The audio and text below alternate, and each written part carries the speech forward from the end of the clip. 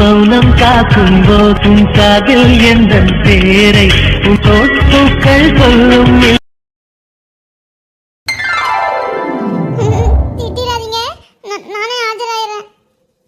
என்னடி வேலை பார்த்து வச்சிருக்கிய பாரு.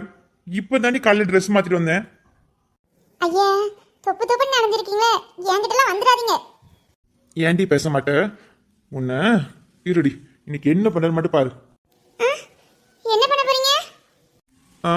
அத சொல்லலாம் கூடாது. இருடி, செஞ்சு காட்டுறேன். ஏங்க இப்படி பண்ணீங்க? இப்போ ஏன் மேல ஈரமாயிருச்சு. விடுங்க என்ன.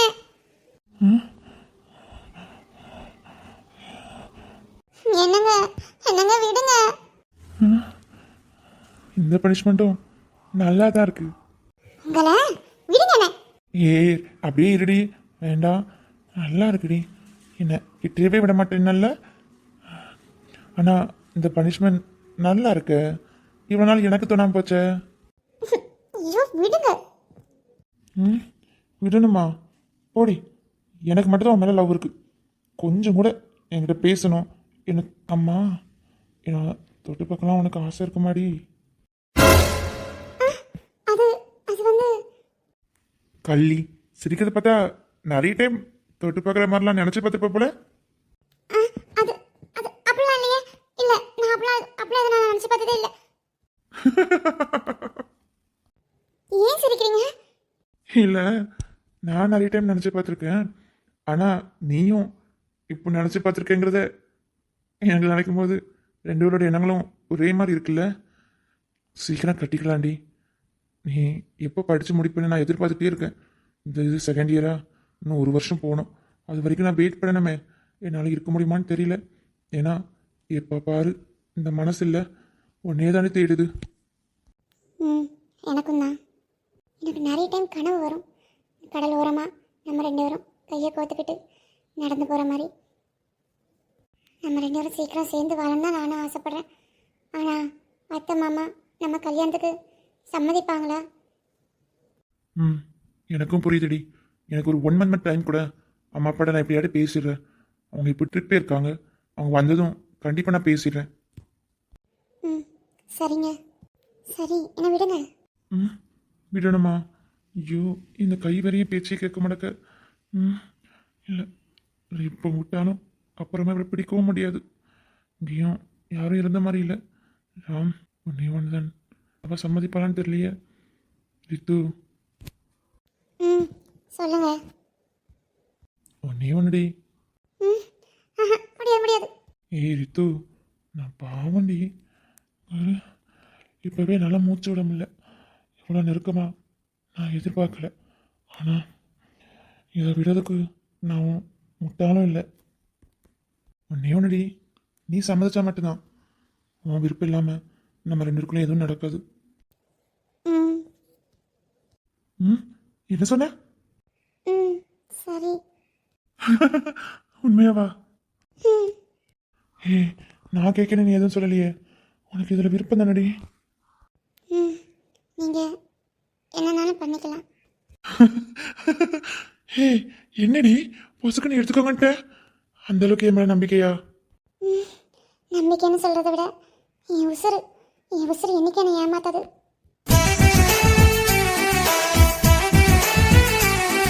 நீ நீ ஏன் என்னை இந்த அளவுக்கு நம்புற? நான் உன்னை ஏமாத்திட்டு போயிடுவேன். இல்லை, உனக்கு ஏதாவது பாதிப்பு வந்துடும். ஏண்டி அந்த மாதிரி எதுவும் யோசிக்கவே மாட்டேங்கிற?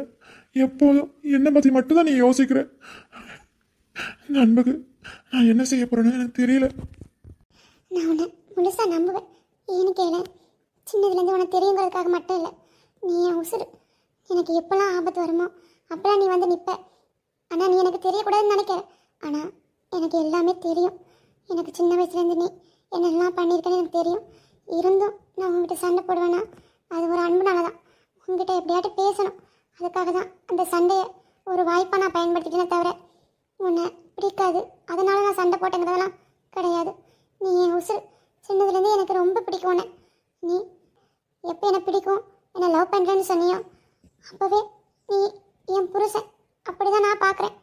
இந்த உடம்பு உனக்காக மட்டும்தான் இருக்குமே தவிர வேற யாருக்காகவும் யாரோட கையிலையும் போய் சேராது. அப்படியே உனக்கு இல்லைன்னு தெரிஞ்சா கூட இந்த உடம்பு, இந்த உசுரும் இந்த மண்ணுக்கு இரையாகுமே தவிர வேற எவன் கையிலையும் நான் அந்த உசுரையும் இந்த மனசையும் கொடுக்க மாட்டேன்.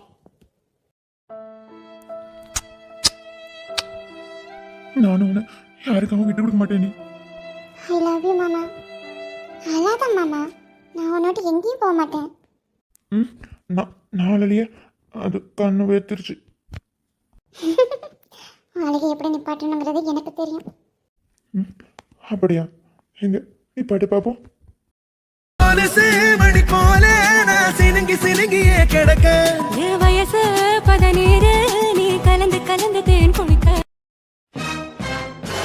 சிஸ்டர் சிஸ்டர் டாக்டர் கூப்பிட்டீங்களா? ஆமாம் சிஸ்டர், இந்த பேஷண்டோட டீட்டெயிலில் ஒரு ஃபைல் போட சொன்னேனே, ஃபைல் எங்க? அது உங்களுக்கு பின்னாடி இருக்கிற டேபிள் மேலே இருக்கு டாக்டர். ம் ஓகே சிஸ்டர். அப்புறம் வெளியே போலீஸ் இருப்பாங்க, உங்களை வர சொல்லுங்க. Okay doctor. சார், உங்களை டாக்டர் கூப்பிட்றாங்க. இனியா சிஸ்டர்? ஆமாம் சார். டாக்டர் ஆ வாங்க மிஸ்டர் கார்த்திக். டாக்டர் இப்போ இவங்க எப்படி இருக்காங்க? ஆ ஓரளவுக்கு ஓகே தான் கார்த்திக். ஆனால் ஆனால் என்ன டாக்டர்? இவங்களுக்கு இதுக்கு முன்னாடி மண்டையில் எதுவும் அடிபட்டிருக்குதா? அடியா? தெரியல டாக்டர். இல்லை கார்த்திக், அவங்க பின்தலையில் காயம்பட்டதுக்கான தழும்பு இருக்குது, அதான் நான் கேட்டேன். அதுவும் கரெக்டாக மெயின் இடம், மெமரி லாஸ் ஆகிற இடத்துல அந்த அடிபட்டிருக்குது. அதான் எதுவும் பிளான் பண்ணி எதுவும் பண்ணியிருப்பாங்களா என்னன்னு தெரியல. இல்லை எதாச்சியாக கூட நடந்திருக்கலாம். ஆனால் அவங்களுக்கு இடையில 2 வருஷம் நடந்தது மட்டும் மறந்துருப்பாங்க. அது எப்படி டாக்டர்? இடையில அந்த 2 வருஷம் தான் அவங்க மறந்துருப்பாங்கன்னு எப்படி சொல்கிறீங்க? ஏன் ஒரு 4-5 வருஷம் கூட அவங்க மறந்துருக்கலாமே? இல்லை கார்த்திக், அவங்க மூளையோட பரிணாம வளர்ச்சியை வச்சு தான் நான் சொல்கிறேன். அவங்க மூளையில் கொஞ்சம் அடிபட்டதுனால, அந்த ஸ்ப்ராக்னால அவங்க மினிமம் ஒரு 2 வருஷம் தான் மறந்துருப்பாங்க. அதுக்கு மேலெலாம் மறந்ததுக்கு வாய்ப்பு இல்லை. ஒரு டாக்டராக நான் இவ்வளோ தான் சொல்ல முடியும். அது இல்லாமல் சயின்டிஃபிக் ப்ரூஃப் இருக்கிறனால தான் நான் இதையும் சொல்கிறேன். என்னால் கன்ஃபார்மாக சொல்ல முடியாது, ஆனால் நீங்கள் சொன்ன மாதிரி கூட இருக்க வாய்ப்பு இருக்குது. சரி கார்த்திக், உங்களுக்கு இவங்க தெரிஞ்சவங்களா? இல்லை டாக்டர், ஒரு கேஸ் விஷயமா தான். ஏன் கேட்குறீங்க? ஓ இல்லை கார்த்திக், எனக்கு இவங்களை எங்கேயோ பார்த்த மாதிரியே ஞாபகம் இருக்கு. ஆனால் எங்கே பார்த்தேன்னா பிடிபட மாட்டேக்கு. என்ன டாக்டர் சொல்கிறீங்க? இவங்க நீங்கள் இதுக்கு முன்னாடி பார்த்துருக்கீங்களா? சரியா தெரியல கார்த்திக் எனக்கு. ஆனால் இவங்க முகஜடையில் யாரையோ பார்த்த மாதிரி எனக்கு ஞாபகம் இருக்கு.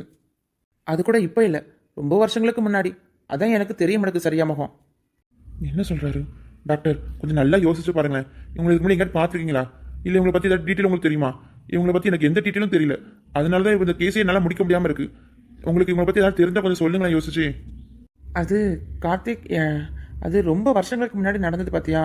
அதான் எனக்கு கொஞ்சம் ஞாபகம் வர மாட்டேக்கு. நான் எங்கேயோ போயிருக்கும்போது தான் இவங்களை பார்த்த மாதிரி எனக்கு ஞாபகம் இருக்குது. அதுவும் என் கிளைண்ட்டை பார்க்க போயிருக்கும்போது தான் நினைக்கிறேன். ஆமாம், என் கிளைண்ட்டுக்கு எங்கேயோ வச்சு மைல்டு அட்டாக் வந்துருச்சு. அதுக்காக நான் சிகிச்சை பண்ண போயிருக்கும்போது தான் இவங்களை பார்த்த மாதிரி எனக்கு ஞாபகம் இருக்குது. சரி டாக்டர், நீங்கள் எந்த இடத்துக்கு போய் அவருக்கு ட்ரீட்மெண்ட் கொடுத்தீங்கன்னு ஞாபகம் இருக்கா? ஏன் கேட்கணா, அங்கே போய் விசாரிச்சா கூட இவங்களை பற்றின டீட்டெயில் கிடைக்கிறதுக்கு வாய்ப்பு இருக்குல்ல? நீங்கள் சொல்கிறது எனக்கு புரியுது கார்த்திக், ஆனால் எனக்கு ஞாபகம் தான் வந்த மாதிரி இல்லை. சரி, நான் கண்டிப்பாக ஞாபகம் வந்து உங்களுக்கு சொல்கிறேன். சரிங்க டாக்டர். சரி, நாங்கள் ஃபைலை ஃபுல்லாக செட் பண்ணிட்டேன். இவங்களுக்கு ஓரளவுக்கு காய கொஞ்சம் பரவாயில்ல. இன்னும் கொஞ்சம் ரெஸ்ட் எடுத்தானா நல்லா தேடி வந்துடுவாங்க. நீ கொஞ்சம் கிட்டேருந்து பார்த்துக்கோங்க, அது போதும். அப்புறம் இவங்க பேர் என்னமாலாம் சொன்னாங்க? லீலாவதி டாக்டர். லீலாவதி, இந்த பேரை கூட நான் எங்கேயோ கேள்விப்பட்டிருக்கேன் கார்த்திக். எங்கே கேள்விப்பட்டேன்? ரொம்ப வருஷங்களுக்கு முன்னாடி. ஆனால் அது என்னோடய மனசை பாதித்த ஒரு விஷயமா இருக்குது. ஏன்னா இவ்வளோ வருஷமாகியும் அது என்னோடய மைண்டில் இருக்குன்னா கண்டிப்பாக எனக்கும் அங்கே ஏதோ சம்மந்தம் இருந்திருக்கு. லீலாவதி, கொஞ்சம் எனக்காக யோசிச்சு சொல்லுங்கள் டாக்டர். அது ஒரு பிஸ்னஸ் பார்ட்டி மாதிரி தான் தெரிஞ்சிச்சு. ஒரு ஹோட்டலில் புக் பண்ணியிருந்தாங்க. அங்கே ஒரு பொண்ணு தான் அது ஸ்பான்சர் பண்ணாங்க. ஒரு பிஸ்னஸ் மேனோட பொண்ணு அவங்க. அந்த காலத்தில் அவங்க தான் நம்பர் 1 இருந்தாங்க, பிஸ்னஸில் கொடி கட்டி பிறந்தாங்க. அப்புறம் இந்த லீலாவதிங்கிற பேரை கூட அந்த பார்ட்டி ஹாலில் கேள்விப்பட்டதான் எனக்கு ஞாபகம் இருக்குது. பிஸ்னஸ் பார்ட்டினா கண்டிப்பாக நியூஸ் பேப்பருக்கெல்லாம் வந்திருக்கிறதுக்கு வாய்ப்பு இருக்குது. டாக்டர், அது எந்த வருஷம் நடந்ததுன்னு உங்களுக்கு தெரியுமா? 2007 நினைக்கிறேன். 2007னா எந்த மாதம் சார்? ஆகஸ்ட் மாதம் லாஸ்ட்டில் நடந்ததா ஞாபகம். எந்த ஹோட்டல் ஞாபகம் இருக்கு டாக்டர்? நம்ம சந்திரமஹால். சந்திரமஹால். பிஸ்னஸ்மேன் பார்ட்டிங்கும் போது பெரிய ஹோட்டலில் தான் நடந்திருக்கும். சந்திரமஹாலும் நல்ல பெரிய ஹோட்டல் தான். அப்படின்னா அங்கே போய் விசாரித்தோம்னா இவங்களை பற்றின ஏதாட்டும் க்ளூ கிடைக்கிறதுக்கு வாய்ப்பு இருக்குது. Thank you doctor. அட இதில் என்ன இருக்குது கார்த்திக்? சரி நான் வரேன். சரிங்க டாக்டர். சபா இப்போ பாரு இந்த ரூமுக்குள்ளே அடைஞ்சு கிடக்க வேண்டியதாக இருக்கு. நேரமே போக மாட்டேங்குது. வெளியில் போய் ஏதாட்டு வேலை பார்க்காம பார்த்தா நமக்கு என்ன வேலை தெரியும்? என்ன ஏதோ மெசேஜ் வந்திருக்கு? ஓ அக்காவா? ஆண்டவே ஓகே வந்துட்டு இருக்கான்னு நினைக்கிறேன். அவள் கூட படித்து முடிச்சு ஒரு டாக்டர் ஆகிட்டா. நானும் காலேஜ் போயிட்டுருக்கேன். எனக்கு இன்னும் என்னோட ஆம்பிஷன் என்னன்னே தெரிய மாட்டேங்க. சரி நம்மளும் படிப்போம். படித்து முடிச்சுட்டு நமக்கு ஏற்ற மாதிரி ஒரு வேலையை தேடிக்கிடுவோம். ஆனால் அக்கா கூட நினச்சி பார்த்துருக்க மாட்டா அவள் டாக்டர் ஆகும்னு. ஏன்னா அவன் ஆம்பிஷனே டீச்சர் ஆகணுங்கிறதான். எனக்குன்னு வந்து வாச்சிருக்காளுங்க பாரு, ஒரு வேலைகள் ஆக்கல. அவனா ரூமுக்கு வந்து உட்காந்துக்கிறா. ஆமாம் இங்கே வந்து என்ன பண்ணிட்டு இருக்கா? இந்த செல்லு நம்ம தண்ணியில் தூக்கி போடணும். அடியே மீனா. அத்தாடி அம்மா அத்தி வெளியே வேலை கொடுத்துருந்தாங்களே, நான் பாட்டுக்கு உள்ளே வந்து உட்காந்துட்டு இருக்கேன். அத்தியோ கையில் ஃபோன் வேறு. இதை பார்த்தா கூட கொஞ்சம் ஆடுவாங்களே, எப்படியாட்டு ஒழிச்சு வச்சுட்டுடி. அம்மா அடியே இங்கே என்னடி பண்ணிட்டு இருக்க? நான் அந்த வேலையை தானே முடிக்க சொன்னேன். ஒரு வேலை செய்யாடி நீலாம். அம்மா அக்கா எதுவும் கால் பண்ணாலே இல்லையா? தெரியலம்மா, என் ஃபோனை சார்ஜ் போட்டு வச்சிருக்கேன். சார்ஜ் போட்டு வச்சிருக்கியா? இவ்வளோ நேரம் கையில் தண்ணி வச்சு பார்த்துட்டேன். இல்லைம்மா செல்லு என் கையில் இல்லை, நாங்கள் தான் சார்ஜ் போட்டு வச்சிருக்கேன். நீங்கள் எப்போதும் நான் செல்லோட இருப்பேன்னு நினச்சிட்டே வந்து பார்த்தீங்கன்னா உங்களுக்கு அப்படி தான் பிரம்மையாக தோணியிருக்கோம். பிரம்மையாக தோணுச்சா? இல்லையே, இவ்வளோ நேரம் கையில் செல்லு வச்சிருந்த மாதிரி எனக்கு தெரிஞ்சிச்சு. இல்லைம்மா செல்லு என் கையில் இல்லை. இங்கே பாருங்க, நல்லா பாருங்க, என் கையில் இல்லை. நான் அங்கே தான் சார்ஜ் போட்டு வச்சிருந்தேன். நீங்கள் தான் அதுவும் கவனிக்காமல் வந்திருப்பீங்கன்னு நினைக்கிறேன். அப்படியா?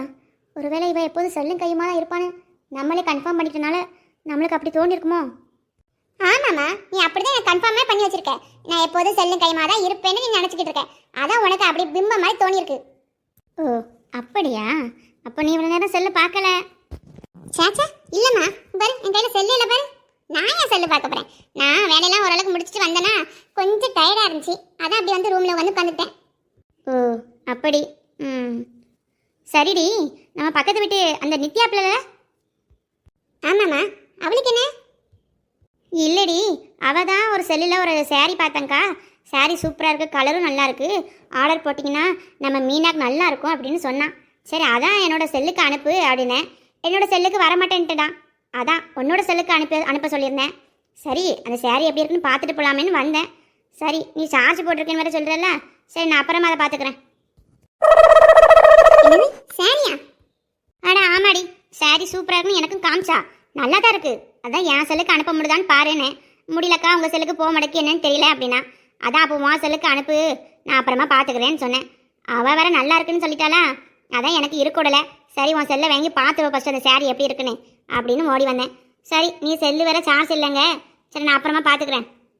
சாரி வேற நல்லா இருக்கா? செல்லு எங்கே வச்சேன்? என்ன அம்மா சாரி போட்டு அனுப்பியிருக்கான்னு சொன்னா, ஆனால் அவள் எதுவுமே அனுப்பலையே. காலையிலேருந்து அவள் வாட்ஸ்அப்புக்கே வரலையே. அம்மா அவள் எந்த சாரி போட்டு அவள் அனுப்பலையம்மா. அவள் இப்போ அனுப்புறேன்னு சொன்னாலா இல்லைன்னா கொஞ்சம் கழிச்சு அனுப்புறேன்னு சொல்லியிருக்காளா? என்ன ஏமாத்துற அளவுக்கு வந்துட்டு நீ? என்ன பங்கு மாட்டிக்கிட்ட பங்கு? அடி கழுத, யாரை ஏமாத்த பார்க்குற? செல்ல கையில் தண்ணி வச்சுருந்துருக்க? அதை வந்துமா நான் சார்ஜ் போட்டுருந்தேம்மா, அந்த ஞாபகத்திலே சொல்லிட்டேன். வீட்டு வேலைகளை செய்யறதுக்கு கற்று வச்சிருக்கே இல்லையோ, நல்ல கள்ளத்தானே கற்று வச்சிருக்கேன். சரி அக்கா எதுவும் ஃபோன் பண்ணியிருக்கலாம், செக் பண்ணி சொல்லு.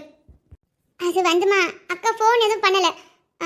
ஆண்டவேன்னு ஒரு மெசேஜ் தான் போட்டுட்டு இருந்தா. ஆண்டவேயா? அப்படின்னா என்னடி? அது சீக்கிரம் வந்துடுவேன்னு போட்டிருக்காமா. சரி அம்மா, உண்மையிலே நித்யா நல்ல சரி தான் காமிச்சாளா? அவள் ஃபோட்டோ அனுப்புறேன்னு சொல்லியிருந்தாள்ல, அனுப்புவாளா? சேலை அக்கா அதனால தங்க வைக்கிறதுக்கு ரூம் இல்லைன்னு சொல்லி அந்த கெஸ்ட் ஹவுஸை ரெடி பண்ண சொன்னா, நீ என்னடி பண்ணி வச்சிருக்க? ஒரு வேலை நீ உருப்படியே செய்ய மாட்டியாடி? ஏண்டி எப்போ பாரு என்ன பாடா படுத்துற? இந்த செல்லு தான் எல்லாத்துக்கும் வேணேன். அந்த செல்லுக்கு ஒரு முடிவு கட்டுறேன். அத்தாடி எங்க அம்மா வாயை விட திறந்துட்டாலே, இனி ஓடவா சீரா ஓட எங்க சுத்தினாலும் இன்னைக்கு வீட்டு தாண்டி வரணும் வச்சுக்கிறவனே. ஒரே பிள்ளை போதுன்னு சொன்னேன், எப்ப கேட்டாரா? ரெண்டாவது ஒரு குரங்க பெத்து போட்டிருக்காரே. இந்த குரங்குனா ஏன் உசுரை போட்டு வாங்குது. சரி, மீரா வேற வருவா, அந்த ரூமை ரெடி பண்ணியிருக்காங்க, போய் பார்ப்போம்.